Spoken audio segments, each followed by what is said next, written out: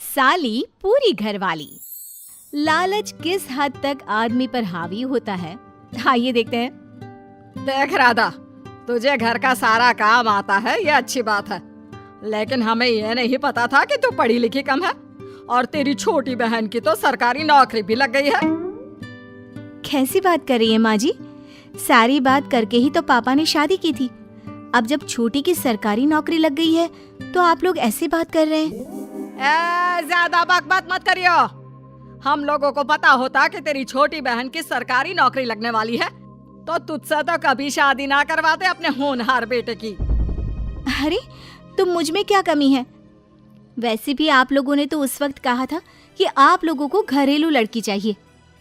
तभी पति महेश आ जाता है। देख राधा, 100 की सीधी एक बात बता देता हूँ, तू जा और अपनी बहन को बोल कि उसे यहाँ रहकर अपनी कमाई हम लोगों को देनी होगी जब तक हमारे सारे कर्जे उतर नहीं जाते, नहीं तो तू अपना बोरिया बिस्तर बांध और निकल मायके। राधा पति की बात सुनकर हैरान रह जाती है। दिमाग है भी क्या आप लोगों के पास? क्या बोले जा रहे हैं? साली को घर पर रखेंगे? अरे मोहल्ला समाज क्या कहेगा? और माना पिताजी को उसके पैसों की जरूरत नहीं है, लेकिन वो अपनी कमाई आप लोगों को क्यों देगी? अरे क्योंकि हम लोगों के ऊपर कर्जे हैं, समझी?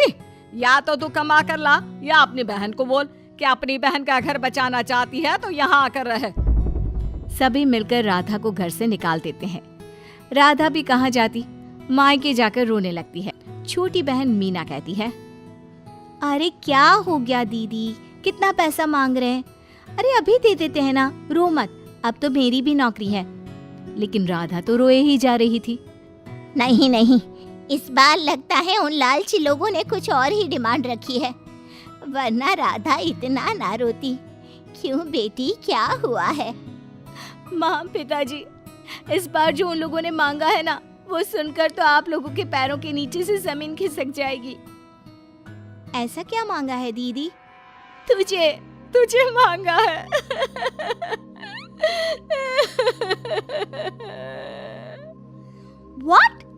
What nonsense? दीदी क्या बोल रही हो, समझ रही हो?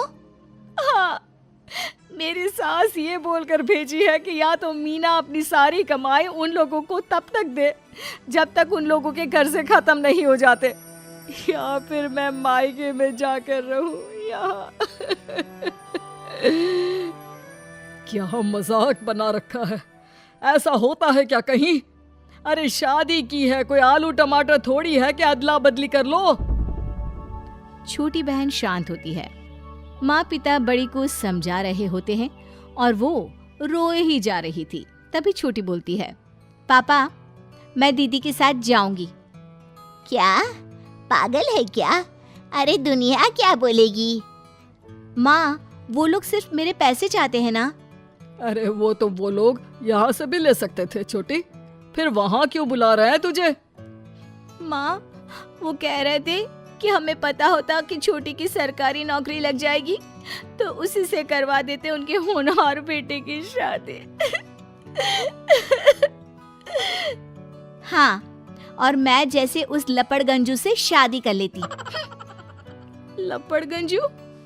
अगर वो लपड़गंजू है तो मेरी शादी क्यों करवा दी? मैं नहीं जाने वाली वापस। अरे क्योंकि तू बेवकूफ है, तुझे जवाब देना नहीं आता। चल मेरे साथ। उन लोगों को लगता है ना साली पूरी घरवाली, तो अब देखिए साली का जलवा। और शादीशुदा बेटी को पिता भी कितना घर बिठाते।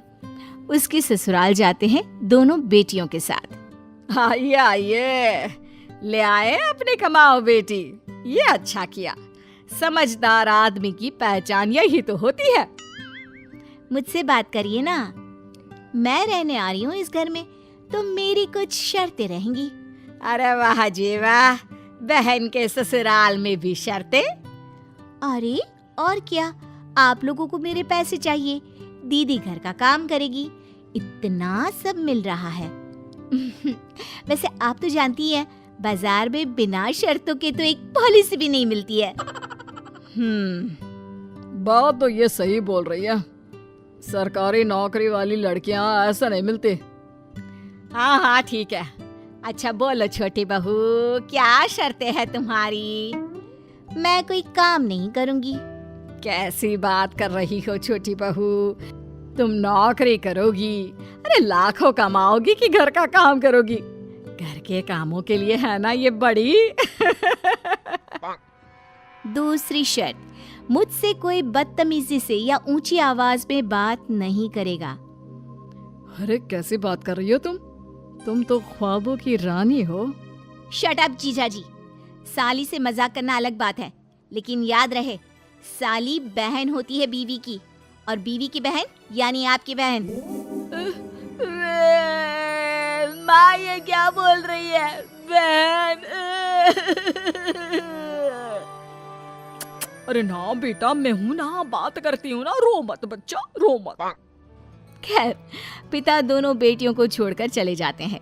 अगली सुबह, अरे सरला, जल्दी से मेरा और तुम्हारी बहन का खाना पैक कर दो, हम लोग ऑफिस के लिए निकल रहे हैं। लेकिन सरला तो सोफे पर बैठकर टीवी देख रही होती है।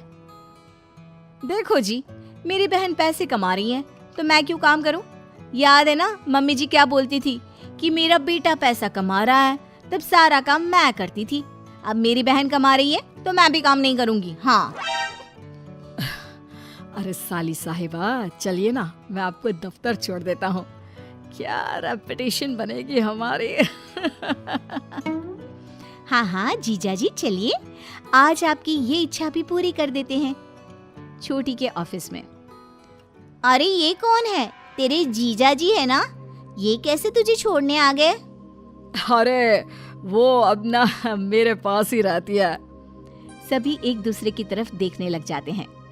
हाँ वो क्या है ना, दीदी तो पता है घरेलू महिला है, जीजा जी के कर्जे ज्यादा हैं और पढ़े लिखे इतने हैं नहीं कि कुछ अच्छी कमाई कर पाए, तो मेरी कमाई रखते हैं।